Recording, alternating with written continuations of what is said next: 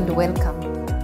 By the end of this video, we will be able to analyze whether or not cryptocurrencies favors corruption. Does cryptocurrency favor criminal conduct? Over the years, you've glanced at the news and seen the word Bitcoin. In 2017, the brand new technology reached numerous headlines and caught the global attention. In this video, we will cover the basics of cryptocurrencies using Bitcoin as our example, purely because it was the first to make an impact on the world's financial system. The idea behind cryptocurrencies is creation of money that is entirely based online, with the units of cash both stored and swapped throughout the network. In its basic form, a currency is anything that one person can or has used to trade with another person, transferring value in order to obtain a different item or service. Let me take you back to memory lane. Barter trade system. People would use anything from their abilities as currency to obtain what they needed. Africans traded by exchange of goods and services. It limited people to what they could offer. And eventually, money was born. It became coins and paper that have remained in use until this day. Technical evolution began and physical money began to be a thing of the past due to credit and debit cards.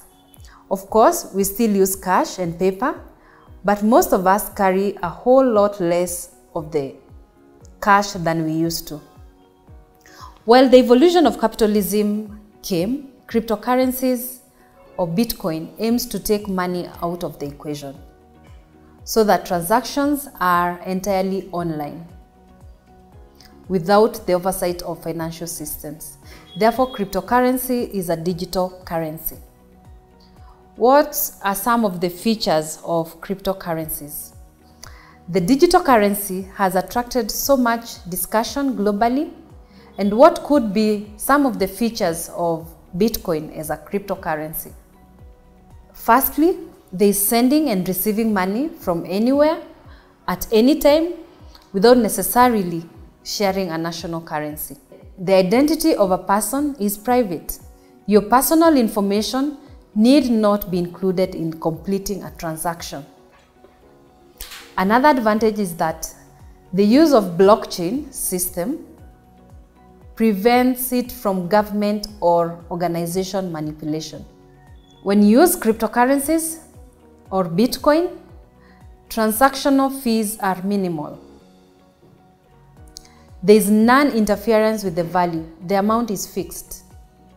And there is no discrimination to who owns or trades or invests in them. What could be the probable disadvantages that would make crime thrive, that would make corruption thrive, that would make money laundering thrive? One is that it is not widespread. Use of Bitcoin, use of cryptocurrencies is not widespread. Therefore, it's difficult to make purchase. Bitcoin is volatile. It's unpredictable as an investment. There is no legislation governing it. It is an unfinished technology and work in progress. Addressing the gaps may take long. The system used is based on trust. It's about consent of parties because it is an imaginary entity. Cryptocurrencies can be used for illegal purposes. There is no universal legislation. It will likely be different from country to country or from state to state. Therefore, the use of cryptocurrencies lacks accountability mechanisms. They can be used anonymously for criminal activities such as money laundering. They have been overvalued and prices increased due to speculations. Money is a measure of value. Cryptocurrencies have no predictable pattern. And actually, it's at your own risk investment. Criminals use it to evade tax as well. Its enforcement is different from the traditional economy, because if there's no legislation, if there's no institution or agency that is providing oversight, then crime thrives. Therefore, it favors criminal perpetrators to launder money by passing security measures posing great risk to security. In case of default to honor transactions, consequences are dealt with by the parties.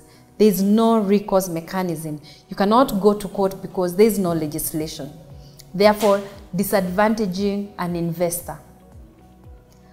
It also sabotages the economy because cryptocurrencies are nothing but a Ponzi scheme or an investment scam. Therefore, as I conclude, I urge the public to approach this form of investment with a lot of caution, because money laundering is an offense and punishable in Kenya and other parts of the world.